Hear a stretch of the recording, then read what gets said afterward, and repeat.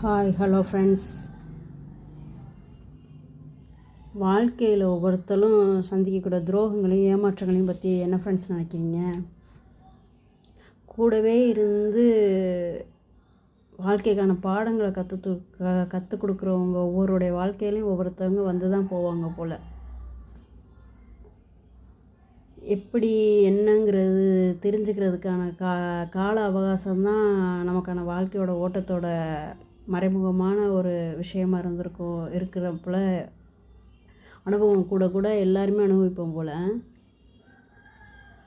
அதெல்லாம் எப்படி கடந்து வரணும் அப்படிங்கிறதுக்கான விஷயமா நீங்களாம் எப்படி கடந்து வந்துருக்கீங்க, அது எப்போ சந்திச்சிங்கிறதெல்லாம் ஒவ்வொருத்தரும் திரும்பி பார்த்தோம்னா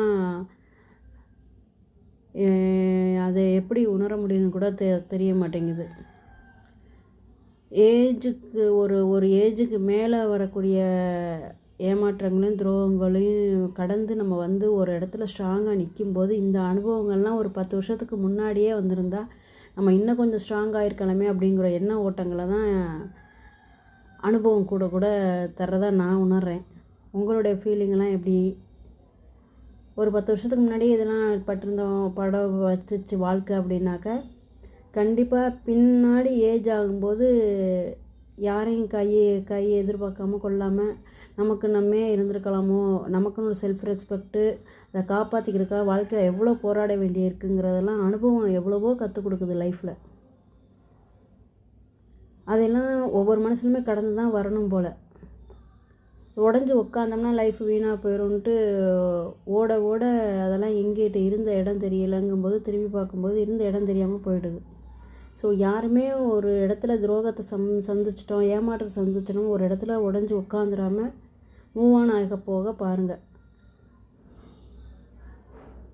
ஆனவங்க தைரியமாக கடந்து வந்திருக்கலாம், ஆகாமல் எத்தனையோ பேர் தவிச்சுக்கிட்டு இருக்கிறவங்களுக்கான வீடியோ தான் இது. எப்படி நம்ம தான் மூவ் ஆன் ஆகணும் அப்படிங்கிறத ஒரு மைண்ட் செட்டில் ஃபிக்ஸ் பண்ணிட்டோம் அப்படின்னாக்கா அதுக்கான சொல்யூஷன் கண்டிப்பாக நமக்கான லைஃப்பில் கிடைக்குங்கிறது என்னோடய அனுபவத்தில் தெரிஞ்சுக்கிட்ட விஷயமாக நான் உணர்கிறேன்.